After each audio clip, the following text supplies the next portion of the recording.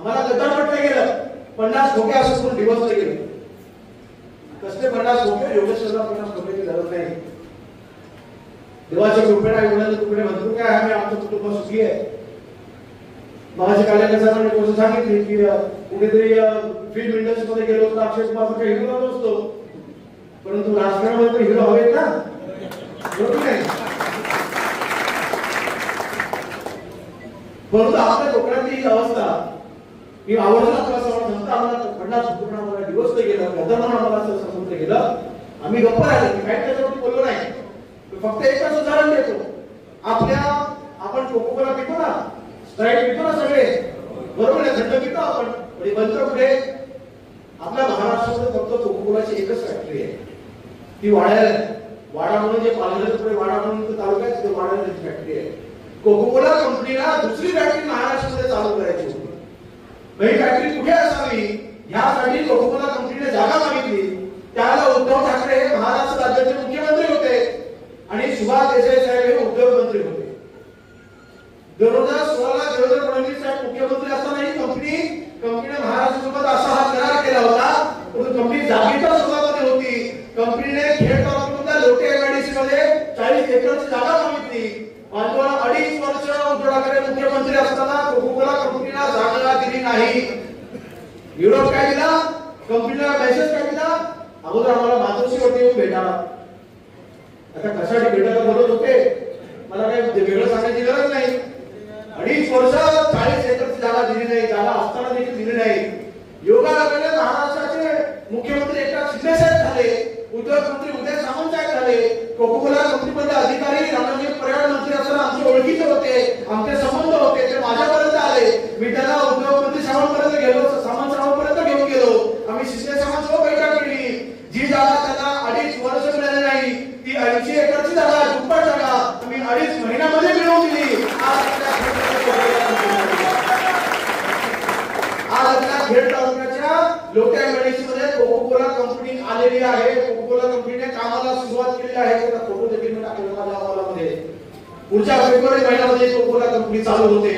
3 ते 3.5 हजार आमची 10वी शिकलेली मुलं, 12वी शिकलेली मुलं, ग्रॅज्युएट झालेली मुलं, मेकॅनिकल इंजिनियर केलेली मुलं असतील, ऍग्रीकल्चर मध्ये काम केलेली मुलं असतील, फूड टेक्नॉलॉजी मध्ये अभ्यास केलेली मुलं असतील, या सगळ्यांना ते नोकऱ्या दिल्या जातील आणि 100% स्थानिक कामगार नोकऱ्या मिळणार, बाहेरच्या नोकरी मिळणार नाही.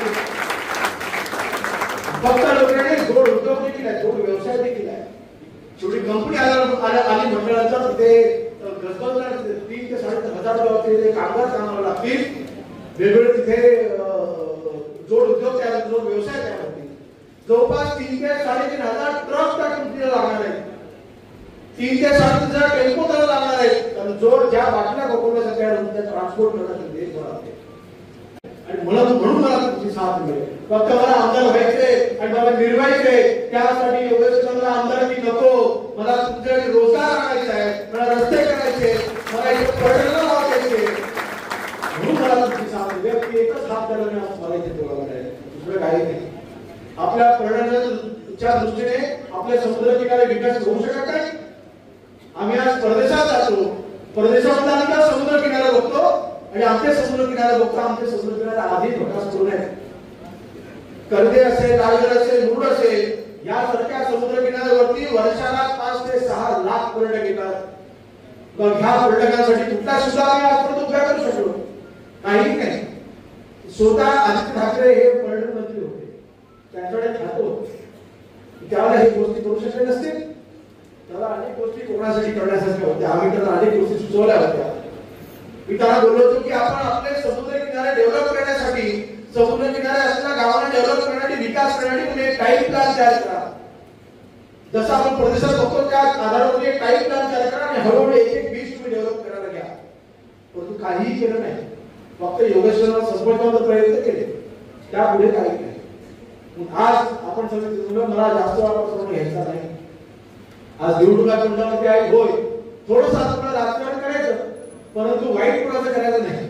आजपर्यंत आपण ते कधी केलं नाही. आपल्या गावामध्ये फक्त एकच गोष्ट आपण करायची आहे, आपण जेव्हा आपल्या गावामध्ये जाल आपण अभिमानाने सांगू शकतो ना, आज आपले विरोधक आहेत, आज आपण उभा आपला निवडून लढला नाही. परंतु मला सांगा मागच्या 5 वर्षामध्ये किंवा त्या अगोदर योगेश सरांनी केला हे तुम्हाला माहिती आहे. आपण हे कंटाळून सांगायचे होय माझ्या गावामध्ये विकास हा योगेश दादांनीच केला, शिवसेनेनेच केला, अन्य कोणीही केलेला नाही.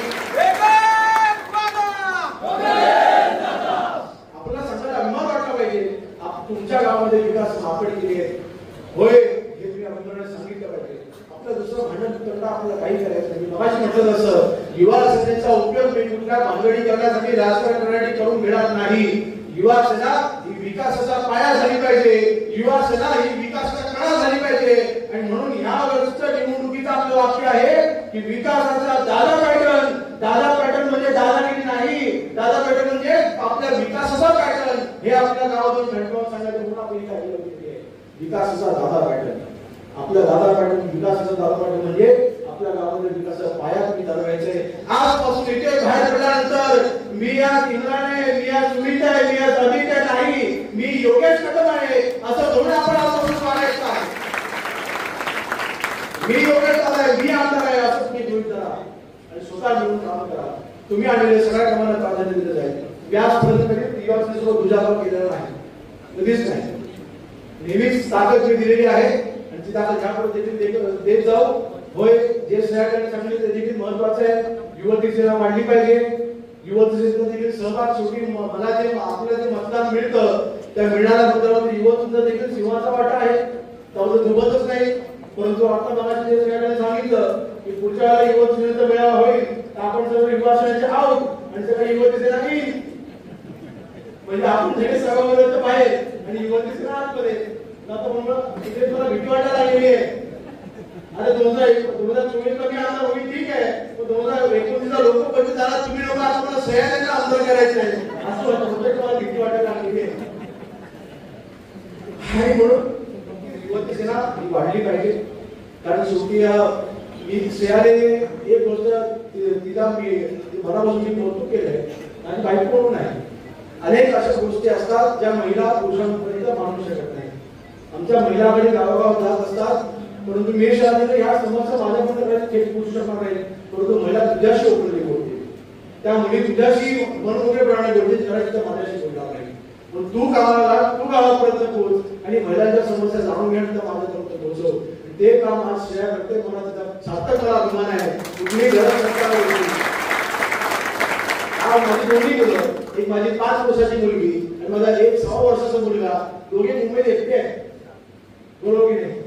आणि म्हणून मला वाटतं स्वतःचा संसार सोडून आणि स्वतः कुटुंब सोडून आज आम्ही संपूर्ण कुटुंब आपल्या सोबत आहोत.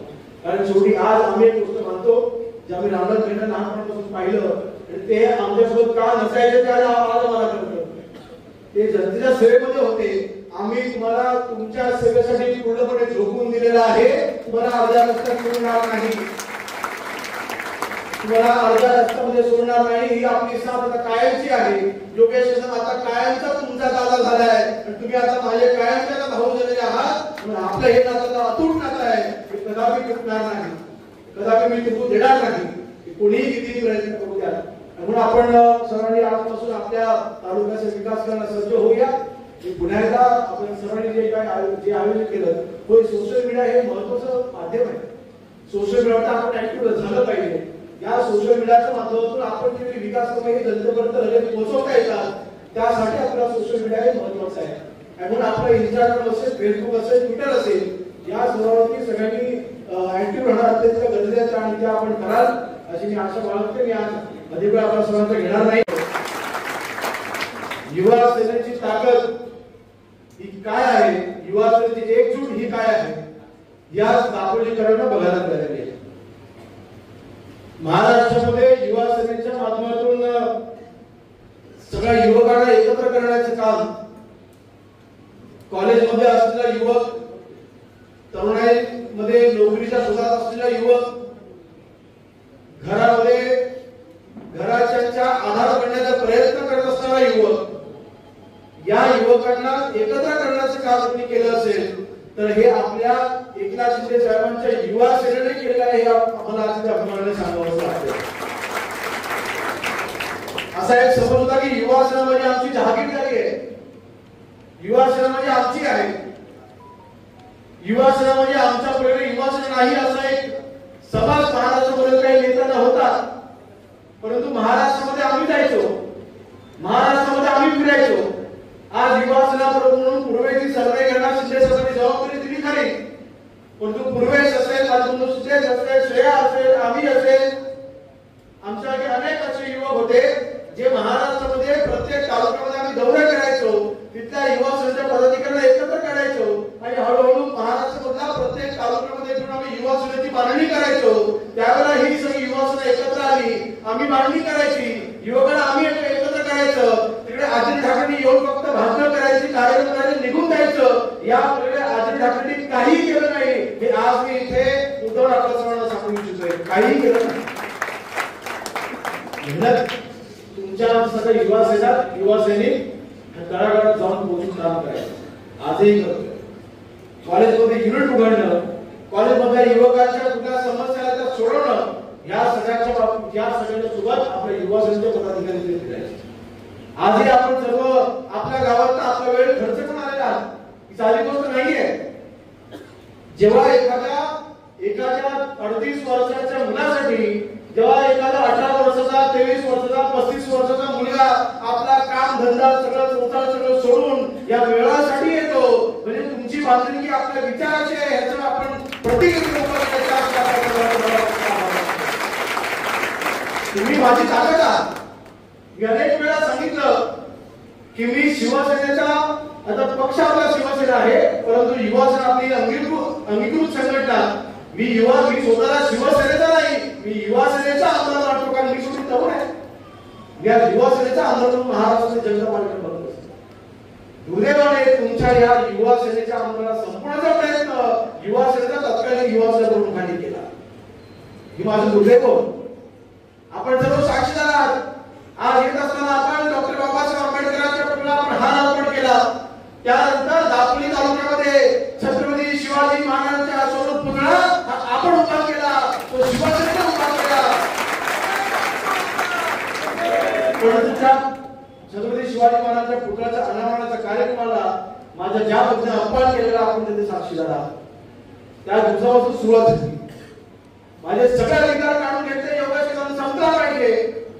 काय मला योगेश त्याला कॉम्पिटिशन वाटायचा की मला माहिती नाही काढायचं आहे, परंतु उद्धव ठाकरेंनी रंगत संपवायचा प्रयत्न केला आणि आदित्यजींनी योगेश संपवायचा प्रयत्न केला. कारण त्यांची आपली नवी पिढी अशा नीतीमध्ये आहे की आमच्या पलीकडे कोणी दुसरा नेता काय होता कामा नये या विचाराने सर्व काम करायचे. हा जबाबदारीने बोलतोय. ती भावना असं दुसरं कुठलं कारणच नव्हतं.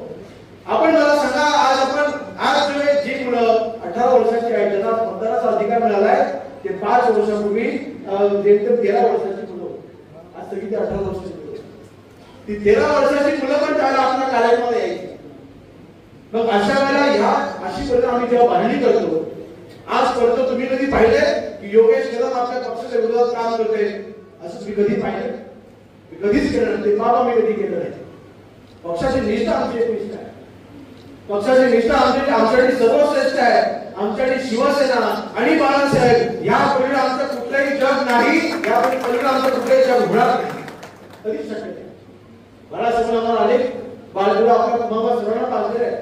आपण सर्व एका शिवसैनिकांच्या घरात आपण सगळे जन्म घेतलाय, बरोबर की नाही? तुमचे वडील, तुमच्या घरातली सगळी मंडळी, लहानपणापासून तुम्ही घरामध्ये शिवसेना बघितली आहे की मोना आज अनेक आपले बांधव हे शिवसेनेमध्ये सामील होत आहेत, जे आपल्या पक्षाने आजपर्यंत नव्हते. आणि मी आज एबीपी माझा, उघडा डोळे बघा नीट.